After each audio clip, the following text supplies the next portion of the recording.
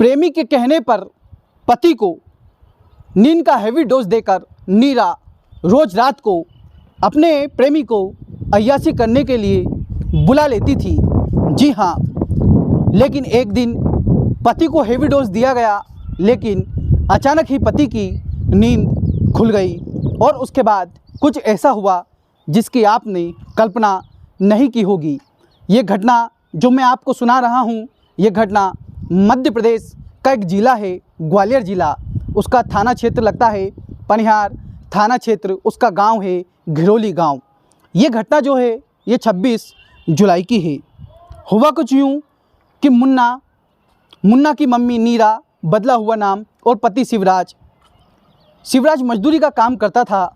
सब कुछ अच्छा चल रहा था, जीवन खुशी खुशी बीत रहा था। लेकिन 26 जुलाई 2023 को शिवराज के घर से कुछ चीखें आने लगी, जिससे पूरा मोहल्ला इकट्ठा हो गया। और सब लोगों ने जब देखा तो पाया कि शिवराज ज़मीन के ऊपर पड़ा हुआ है और उसका शरीर काला हो गया है। शिवराज के भाई ने अपने पिता को खबर दी, जो कि खेत के ऊपर पानी फेरने के लिए गए हुए थे, जिनका नाम है सीताराम। सीताराम दौड़े दौड़े घर पे आते हैं और देखते हैं कि उनका बेटा शिवराज ज़मीन के ऊपर पड़ा हुआ है और जो शिवराज जिंदा था वो अब लाश हो चुका है। देखकर उनकी रूह कांप जाती है और वो पूछते हैं कि क्या हुआ। तो नीरा रो रो के कहती है कि बाबूजी, जब शाम को हम लोग भोजन करके सो गए तो पता ही नहीं चला कब रात में आपके बेटे को करंट लग गया और उस करंट से इनकी मौत हो गई। बेचारे घर वाले बहुत सीधे साधे थे। कौन पोस्टमार्टम करवाएगा, कौन पुलिस के चक्कर में पड़ेगा, इन सब चीज़ों से इतर हट के सोचते हैं क्यों ना इसका अंतिम संस्कार कर दिया जाए। उसका अंतिम संस्कार कर दिया गया। 13वीं हो गई। अब सीताराम के लिए मुन्ना ही उनका शिवराज था। सीताराम को अपने बेटे की छवि अपने पोते में दिखने लगी, वही इसका ध्यान रखने लगे।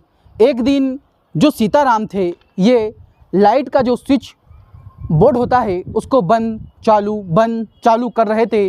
तभी मुन्ना की नज़र सीताराम के ऊपर पड़ी और उसने कहा, दादाजी मत करिए, इससे करंट लग जाएगा और फिर आपकी भी मेरे पिताजी की तरह मौत हो जाएगी। सीताराम अपने बेटे जो पोते से ये सुनते हैं और अपने पोते के पास आते हैं, सिर के ऊपर उसके हाथ फेर के पूछते हैं, बेटा क्या तुमने देखा तुम्हारे पिता की मौत कैसे हुई थी।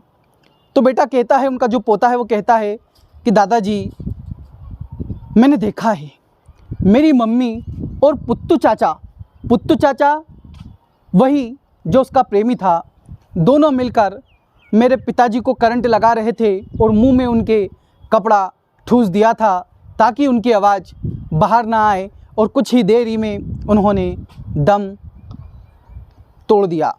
जिस समय ये सब कर रहे थे उस समय मम्मी और पुत्तू चाचा के शरीर के ऊपर कपड़े नहीं थे।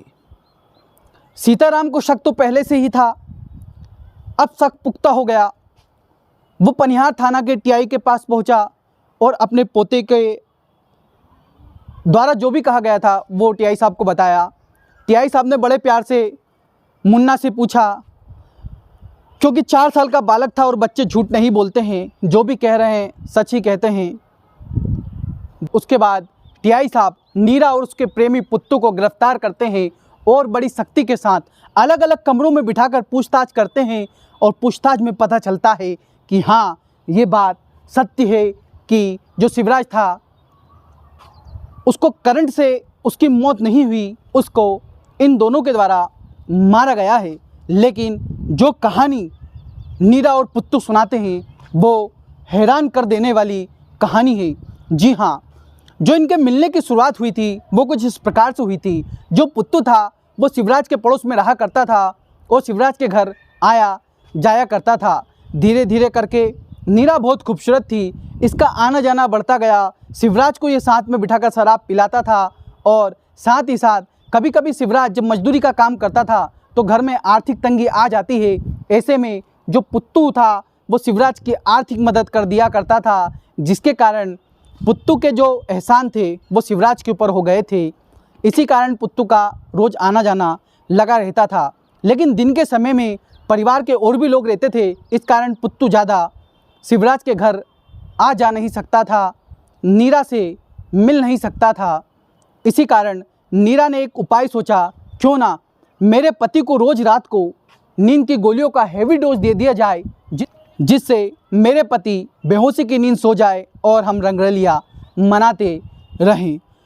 नीरा के प्रेमी को भी ये जो सुझाव था वो उसको भा गया और अब रोज़ रात वो शिवराज को नींद की हैवी गोलियां देने लगे। जैसे ही शिवराज सोता, नीरा अपने प्रेमी पुत्तू को बुला लेती और फिर वो अय्यासी करते रहते। ऐसा ही चलता रहा। लेकिन कहते हैं ना कि सच को कब तक आखिर दबाया जा सकता है, एक ना एक दिन तो सच सामने आकर ही रहता है। हुआ भी कुछ ऐसा ही।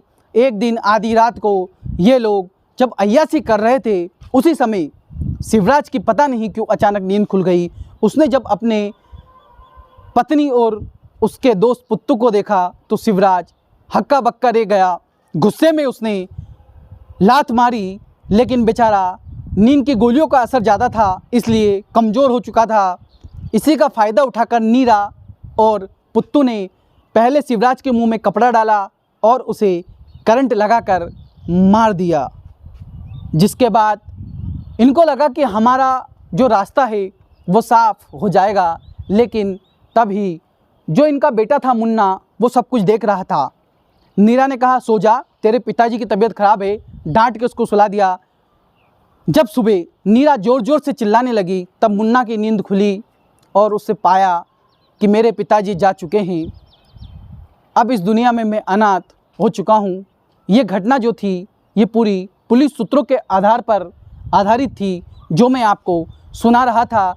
ऐसी घटनाएं प्रायः रिश्तों को शर्मसार करती है और ऐसी घटनाएं हमें ये भी शिक्षा देती है कि कभी भी शराबी मित्र को घर के अंदर बिठाकर शराब नहीं पिलाना चाहिए। ज़रूरत से ज़्यादा किसी के ऊपर भी विश्वास नहीं करना चाहिए, चाहे कोई कितना सगा ही क्यों ना हो। आँख बंद करके उसके ऊपर विश्वास नहीं करना चाहिए। यदि इस कहानी के माध्यम से किसी की जनभावना को आहत हुआ है तो मुझे माफ़ कीजिएगा, लेकिन ऐसी घटनाओं को सुनाने का उद्देश्य किसी की भावना को ठेस पहुंचाना नहीं होता, बल्कि ऐसी घटनाओं को सुनाने का उद्देश्य होता है कि सावधान रहिए, सतर्क रहिए, स्वस्थ रहिए, मस्त रहिए, जिंदा रहिए। राधे राधे।